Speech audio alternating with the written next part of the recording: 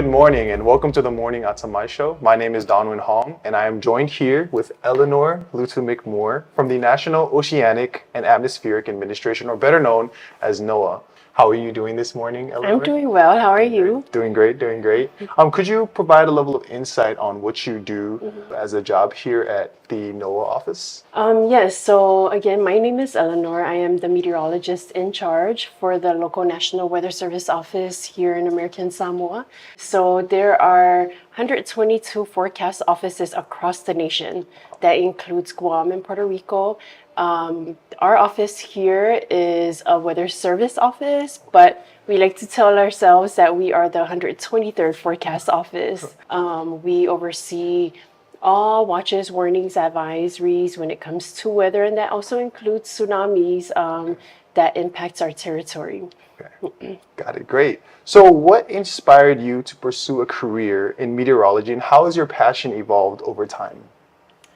To be honest, I didn't even think I would get into this field. I am reflecting back. I look at how, I've always set a plan for myself because I'm a planner. Right.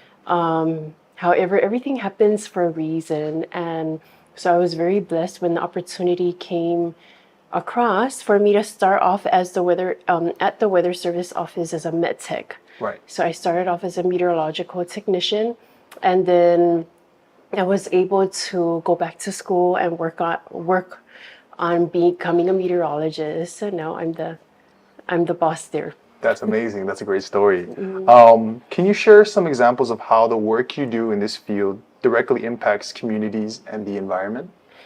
So everything we do is, first of all, we are a public service office. So the service we provide is for the public. Everything that we do is for our community, especially the main mission of our office is to make sure that we provide the information that is needed by our residents and our community to make the decision they need to make to save their lives, and also to let's decrease the loss of property. Right. So it's very important what we do, and that's one of the main reasons why I absolutely love my job. That's amazing. Yes, I like the point where you made where planning is very important. There's always a saying that says if you fail to plan, you plan to fail. Exactly. And so going into that, what skills do you think are most important for students interested in pursuing a career in this field, and how can they develop these skills while still in school or ASCC? So first you have to love math. Okay. Okay. And so a lot of what our major is focused on physics and calculus, Okay. Also differential equations. However, don't let those big terms, Be intimidating.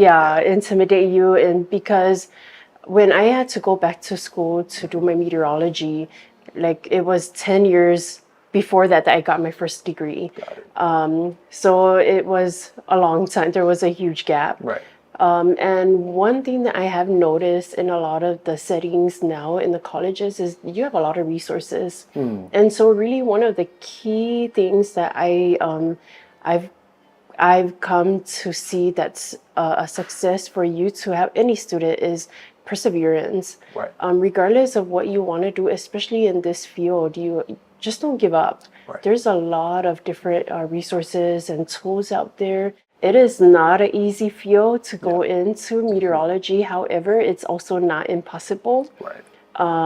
Really, if you know how to ask for help, when you really need it, there's a lot out there. Even if you are interested in it, come to our office. Show that there's, if you come to our office and you meet our staff, you'll notice that every single one of us had different paths into getting to where we are at now. And so not one path is a correct one, but it's just asking the questions and asking the people who are in the positions that you want to be in. That's already a first step.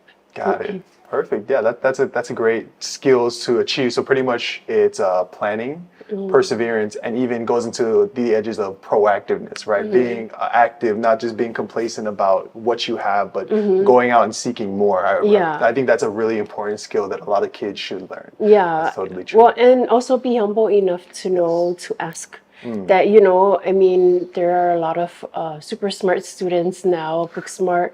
However, it doesn't hurt to always ask for guidance or advice.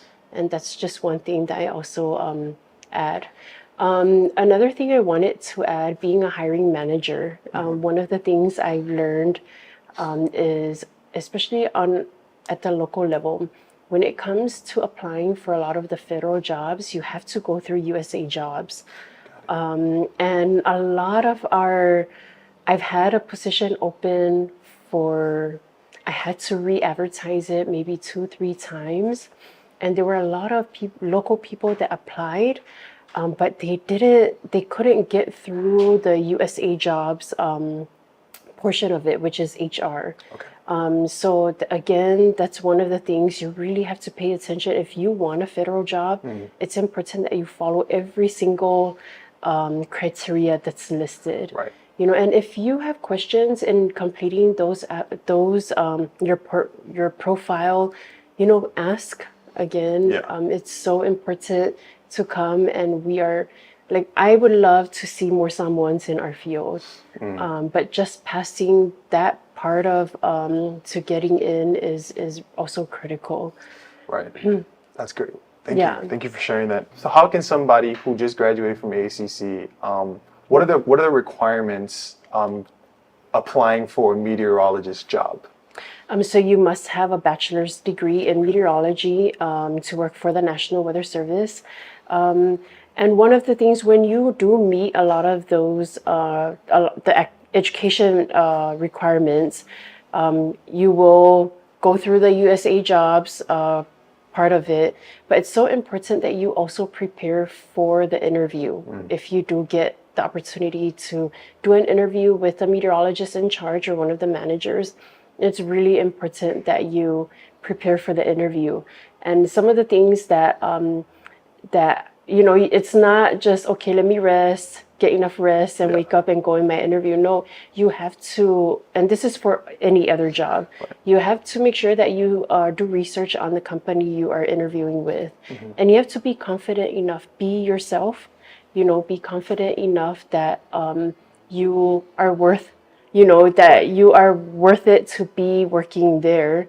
And just know that it's okay that English may not be your first language, but it's okay. It's, as long as you are able to express yourself, how genuine you are, and just being you, it's all of that is it's okay during your interview, and it's okay to mention that. Got it. So, but I think it's so important that you prepare for that part of your career. Got it. So preparation. And then finally, they mentioned that you were a student here at ASCC. How has ASCC helped prepare you for the job that you have now? Or what skills has ASCC helped prep you for your future now? So to be honest, when I graduated from Samoana at 16, so I was really, really young and immature. And then I came to ASCC and still really young and immature. But reflecting back, ASCC, my years here has been one of the best ones in my life because, a lot of students may look down, oh man, ASCC, I don't want to be there. That's, but reflecting back, it was a good transition for me it gave me a little bit more time to learn the different skills of, whatever you're thrown or whatever that's given to you, you just got to learn to survive and go with it. Totally true. And knowing how to balance, that was one of the things that is that we had so many different friends here at ASCC. In the 90s, it's kind of like how you see right now. It's really, it's like there's a lot of student activities. That's how it was then. So it was knowing how to balance that life, your social life, and also your academic life. Right. So there were a lot of skills, and I'm actually very proud of being an ASCC alumni. That's you know. amazing. That's great. Thank you for sharing your experience. So there you have it, folks. The skills that you have to develop is perseverance, planning, proactiveness, being humble and learning to ask questions, and also learning to balance your work life alongside with your social life. So, and if you have any questions concerning wanting to be part of looking into a career of meteorology, you guys are free to come and stop by their office. Where's your office located, please? Our office is in Tafuna. It's right next to the airport. Right next to the airport. So it's where the domes, those white yes, domes yes. are. Okay. We released a weather balloon. Okay. So please come out. If you also have social media, you can follow us at NWS Pango Pango. Okay. You can send us a message that way as well if you want to come and visit. So we're more than happy. I mean, we're not going to be working there forever, and I would love to see more of our Samoan students, especially because we need the Samoan language when we are messaging the disaster threats to our people. It's so important that we see more of our younger generation step in and continue the work that we do. Okay, thank you. So there you have it, folks. Thank you again, Miss Elinor, for joining us today here at the Morning Atamai Show. And thank you for providing a level of insight to students that are here at ASCC who want to pursue a career in meteorology. So again, thank you. Thank you. Thank you.